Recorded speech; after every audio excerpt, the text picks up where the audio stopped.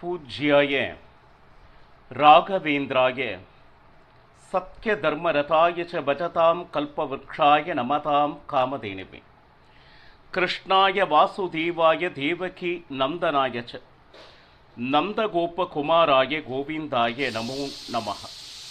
ஐந்தாவது வேதம் என்று போற்றப்படும் மகாபாரதம் பார்த்து வருகிறோம். இப்போ பாண்டவர்களுக்கு நியாயமாக கிடைக்க வேண்டிய ராஜ்யத்தை பலமுறை கேட்டும் தர மறுத்த கௌரவாதிகள் வேறு வழியின்றி பகவான் கிருஷ்ணனை தூதாக அனுப்பினர். எப்படி கேட்டாலும் அவன் ராஜ்யத்தை தரமாட்டான். துரியோதனன் செய்கின்ற அதர்மமானது இந்த உலகத்தில் இருக்கக்கூடிய அனைவரும் அறிய வேண்டும் என்கின்ற எண்ணத்தினால் கிருஷ்ணன் தூதுவனாக செல்ல சம்மதித்தான். அஸ்தினாபுரம் சென்று திருதராஷ்டிரனுக்கு பலவிதமான உபதேசங்கள், மகன் செய்கின்ற அத்தனை அதர்மத்திற்கும் துணை நிற்கிறாய், இன்று உன்னுடைய குலத்தையே நாசம் செய்யும் அளவிற்கு அது வளர்ந்து விட்டது திருதராஷ்டிரா. இனியாவது நீ என்ன சொல்லுது,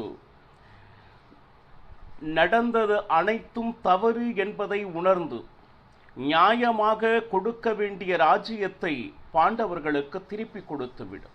இதனால் பாண்டவர்களும் சரி கௌரவர்களும் சரி சுகமாக இருப்பர் அப்படின்னு சொல்ல, இதை தொடர்ந்து பரசுராமர், கண்வ ரிஷிகள், நாரத மகரிஷி, காந்தாரி உட்பட அத்தனை பேரும் உபதேசம் கூறியும் செவிமடுக்காத துரியோதனன் கட்ட நினைத்தான் பகவான் கிருஷ்ணனை. இந்த நேரத்தில் விஸ்வரூப தரிசனம் காண்பித்தான். பக்தர்களுக்கு தரிசனம் கிடைத்தது. அங்கு அதர்மத்தின் ரூபமாக வீட்டிருந்த அத்தனை ராஜர்களும் தலை குனிந்தனர். ஏன்னா பகவான் பக்தர்களுக்கு மட்டுமே அவனுடைய தரிசனம் கிடைக்கும். அப்போ இனி வேறு வழியில்லை, யுத்தம்தான் இதற்கு தீர்வு என்பதனை முடிவாக்கி கொண்டு உபப்ளாவ நகரத்தில் இருக்கக்கூடிய பாண்டவர்களை சந்திப்பதற்கு முன் குந்தியை சந்தித்து, உன்னுடைய மக்களுக்கு சொல்ல வேண்டியது ஏதாவது இருக்கிறதா அப்படின்னு சொல்லிட்டு கிருஷ்ணன் கேட்க, அவள் மிகப்பெரிய நீண்ட உபதேசத்தை ஒரு சத்திரிய தாய் எந்த அளவுக்கு மக்களுக்கு சொல்ல வேண்டுமோ அதனை எடுத்து எம்பினான். அஸ்வத்தாமனை சந்தித்தான். சந்தித்து, உன்னுடைய முழு பலத்தையும் நீ காட்டக்கூடாது அப்படின்னு சொல்லிட்டு பகவான் கிருஷ்ணன் கேட்டுக்கொண்டான். அப்போ இதுவரை நடந்த அனைத்தையும் பார்த்து கொண்டிருந்த பீஷ்ம துரோணாதிகள் துரியோதனனை பார்த்து, குந்தி சொன்ன அத்தனை விஷயத்தையும் கேட்டையா துரியோதனா? இப்பொழுது நிஜமாலுமே எங்களுடைய காலம் முடிந்தது. தான தர்மங்கள் செய்தாயிற்று. இனி இருப்பதே சொல்ப தினங்கள். நீ நினைக்கும் அளவிற்கு மிக சாதாரணமானது அல்ல இந்த யுத்தம் அப்படின்னு சொல்லிட்டு தங்களுடைய பங்குக்கு உண்மையான பாசத்தினால் இந்த யுத்தத்தில் நாங்கள் பங்கேற்கிறோம் என்று நினைத்தால் அது தவறு. அப்போ இதுவரை அந்த அன்னம் சாப்பாடு போட்டான் இல்லையா, அதனுடைய கடனுக்காக வேறு வழியின்றி பீஷ்மர்களும் சரி துரோணர்களும் என்ன சொல்லுது, போராட வேண்டிய நிர்பந்தத்தில் இருப்பதை தெளிவாக துரியோதனிடம் கூறினர். இந்த நேரத்தில் கர்ணனை சந்தித்தான் கண்ணன். அப்போ நேராக கண்ணன், குந்தியின் மகன்தான் நீ அப்படின்னு சொல்லிட்டு, நிச்சயமாக நீ போய் பாண்டவர்களை போய் சந்தி, ராஜ்ய பரிபாலனம் உனக்கே நடக்கும், பட்டாபிஷேகம் நடக்கும், தர்மராஜன் உன்னை மனதார ஏற்றுக்கொள்வான். எப்போ தர்மராஜன் சொன்னானோ அதை ஒரு வார்த்தை மீற மாட்டனர் பீமர், அர்ஜுனர், நகுல சகாதேவர்கள். அப்போ சுகமாக வாழலாம் கர்ணா அப்படின்னு சொல்லிட்டு கண்ணன் பிறப்பின் ரகசியத்தை கர்ணனிடம் கூறத் தொடங்கினான். அந்த நேரத்தில் கர்ணன் சில விஷயங்களை ஞாபகப்படுத்துகிறான். இன்று வந்து குந்தியின் மகன் என்று சொல்கிறாயே கண்ணா, அன்று என்னை வேண்டாம் என்று அனுப்பி வைத்தவள் தானே குந்தி. அந்த நேரத்தில் அதிரதன் கையில் கிடைத்த நான் எவ்வளவு பாசத்தோடு ராதே என்னை பாருங்க, ஒரு குழந்தையை பார்த்த உடனே தன்னை அறியாமல் அவளுடைய பால் சுரந்தது அப்படின்னு மகாபாரதம். அவ்வளவு பாச மிகுதியால் சிறுவயது முதல் எனக்கு உணவிட்டு மகிழ்ந்தவர்கள் அதிரதனும் ராதேயும். மட்டுமா சிறு வயதிலே அந்த மலமூத்திர விசர்ஜனம் செய்யும் போது அனைத்தையும் சுத்தப்படுத்தி என்னை ஆளாக்கியது அதிரதனும் ராதேயும்.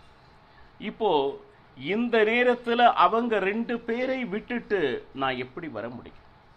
நான் ராதேயினுடைய மகன்தான். துரியோதனன் மூலமாக அங்கராஜம் கிடைத்த பொழுது சிம்மாசனத்தில் அமர்ந்திருந்தேன். அந்த நேரத்தில் அதிரதனும் ராதேயும் வந்தார்கள். தன்னுடைய சிம்மாசனத்தில் இருந்து இறங்கி வந்து அதிரதனையும் ராதையும் வரவேற்று நமஸ்கரித்து அவ்வளவு அன்பை காட்டியவன் கர்ணன். அதே போல திருமணம் செய்து வைத்தவர்களும் அதிரனும் ராதையும் சூத்ர ஜாதியை சேர்ந்த பெண்ணை, என்னுடைய பந்து பாந்தவர்கள் அவர்கள் தானே. அப்போ திடீரென்று அந்த கூட்டத்திலிருந்து நான் வெளியே வந்து பாண்டவர்களில் நான் மூத்தவன் என்று வந்தால் கண்டிப்பாக அவர்கள் ஏற்றுக்கொள்வார்கள். ஏன்னா தர்மராஜனை பற்றி எனக்கு நன்றாக தெரியும்.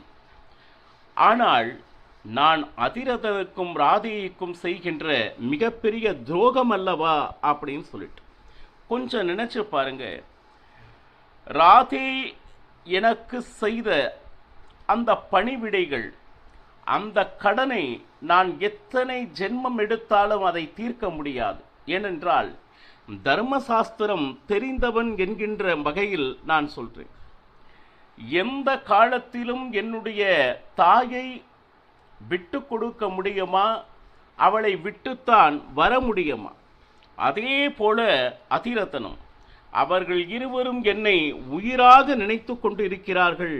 அது மட்டுமா அப்படின்னு பார்த்தோம்னா பாருங்க, 13 வருஷம் ஆயிற்று துரியோதனன் என்னை நண்பனாக ஏற்றிக்கொண்டு. அங்கராஜ்யத்தினுடைய ராஜனாக்கு அழகு பார்த்தவன் துரியோதனன். அது மட்டுமா அப்படின்னா என்னைத்தான் முழுமையாக நம்பிக்கொண்டு இருக்கிறான் துரியோதனன். எப்படின்னா அர்ஜுனனை இவனை வைத்துத்தான் என்ன சொல்றது, யுத்தத்தில் அவனை அழிக்க வேண்டும் என்று மனம் முழுக்க கற்பனையை வைத்திருப்பவன் துரியோதனன்.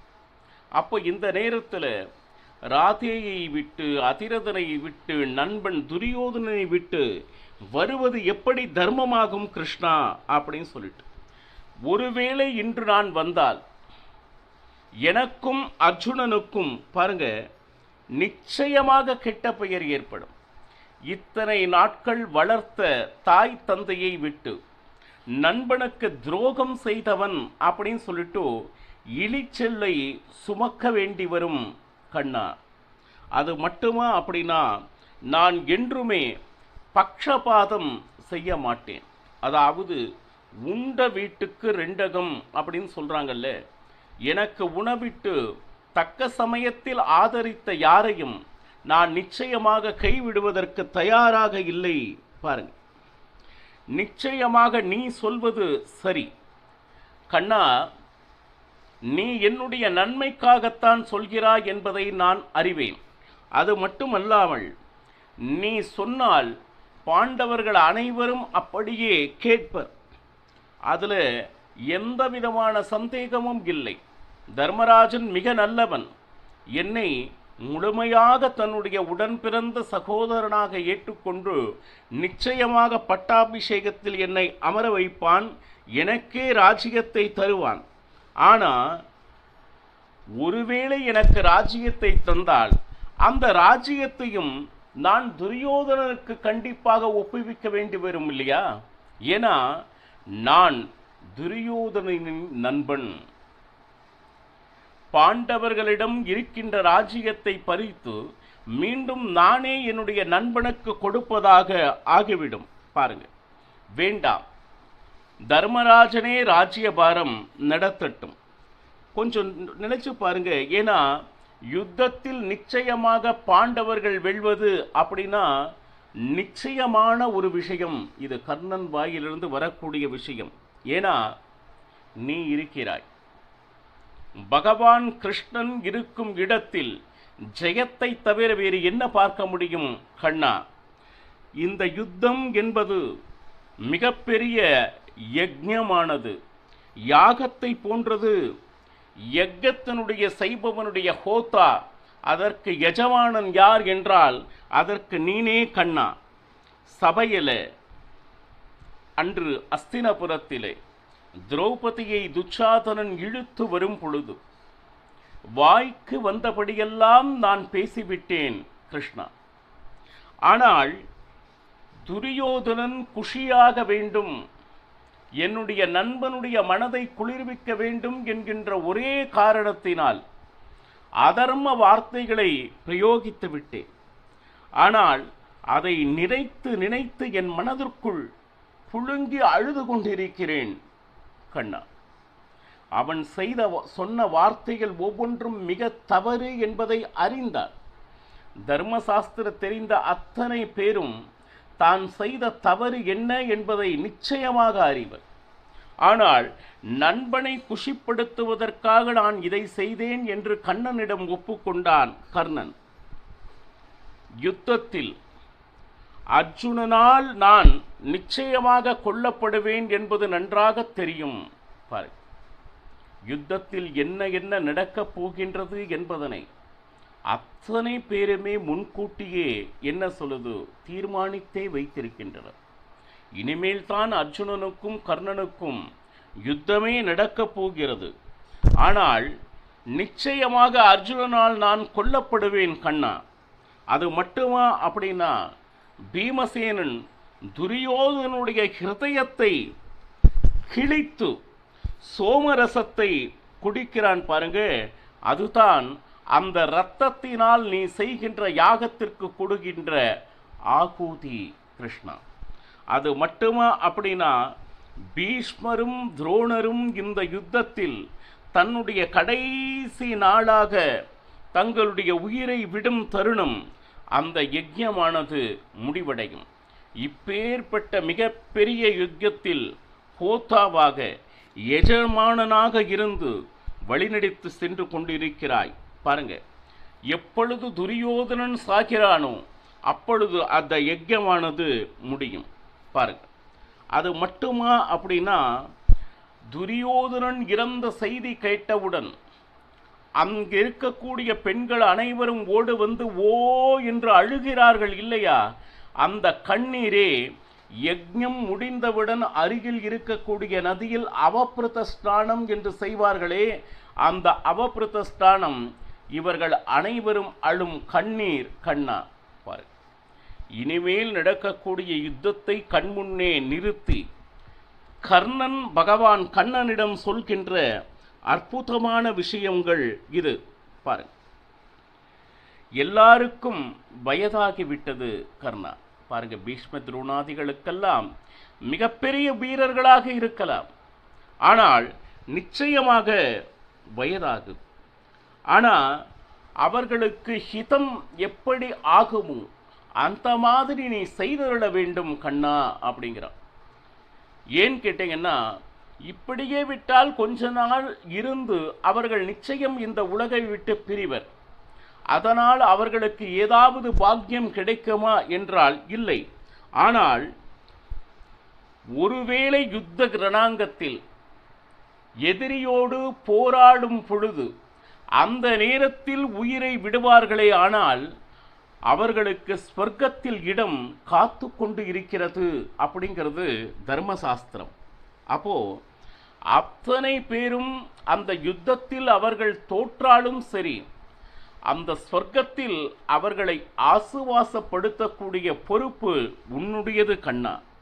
அது மட்டுமா அப்படின்னா அவர்களுடைய கீர்த்தி இருக்கும் வரை, அவருடைய புகழ் இருக்கும் வரை, அவர்கள் செய்த தான தர்மங்கள் யாக யஜ்ஞங்கள் இதன் மூலமாக அவர்கள் இடத்தில் இருக்கக்கூடிய அந்த புண்ணியம் தீரும் வரை அந்த ஸ்வர்க்கத்தில் இருப்பர். இது நிச்சயமாக மிகப்பெரிய இதிகாசமாகும். இதிகாசம் என்றால் இதிக ஹாசக, நடந்த நிகழ்ச்சியை விவரிப்பது. இன்னும் நடக்கவே இல்லை, ஆனால் இதுதான் நடக்கப் போகிறது என்பதை முன்கூட்டியே கண்முன்னே படமாக்கி கர்ணனே பகவான் கண்ணனிடம் இத்தனை விஷயத்தையும் என்ன சொல்லுது கூறிக்கொண்டு இருக்கிறார். நீ போய் யுத்தத்திற்கு தர்மராஜனை அழைத்து வா கண்ணா அப்படின்னு சொல்லிட்டு கர்ணன் தன் மனதில் என்ன என்ன நினைக்கிறானோ அதில் எந்த விதமான ஒளிவு மறைவு இன்றி பகவான் கண்ணனிடம் இவ்வாறு சொன்னான். இப்படி சொன்ன கர்ணனுக்கு பகவான் கண்ணனுடைய பதில் என்னவாக இருந்தது, அதனை நாளையும் பருகலாம். சர்வம் ஸ்ரீ கிருஷ்ணார்ப்பணமஸ்து. ஹரே ஸ்ரீனிவாசா.